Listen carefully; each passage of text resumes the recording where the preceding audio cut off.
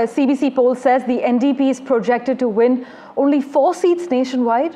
And as the New Democratic Party heads for a dismal outcome in the federal election later this month, its Indo-Canadian leader Jagmeet Singh has expressed optimism that he will retain his own seat in the House of Commons.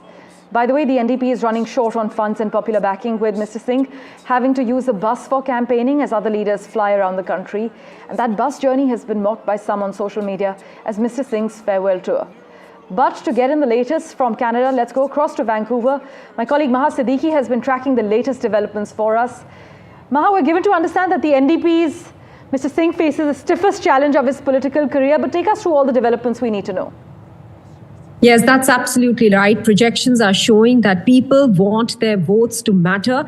And for that, they are likely to vote either the Conservatives or the Liberals. They do not want to bank on a party which doesn't have a pan-Canada presence. And they do not want to give a weak mandate to a party because they believe that would weaken Canada's fight against the US, against the Trump administration in the trade war that we are seeing between the two countries. And that is why the NDP seems to be losing ground, because people, the voters here, are not seeing them as a favorable option.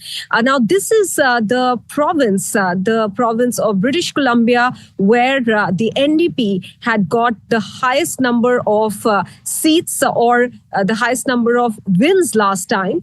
And what is emerging now is that even Jagmeet Singh's own seat could be in trouble. He is from an MP from Burnaby Central, though when reporters had asked him yesterday about his own seat and whether he's confident of winning that, he, of course, responded saying that he's confident about it. But the numbers at this moment that are being projected for the NDP look pretty grim. They had 25 seats in the House of Commons, and it appears that they may be left with only 4 seats. This is not just the CBC survey that is saying so. The Economist has also projected similar numbers for them.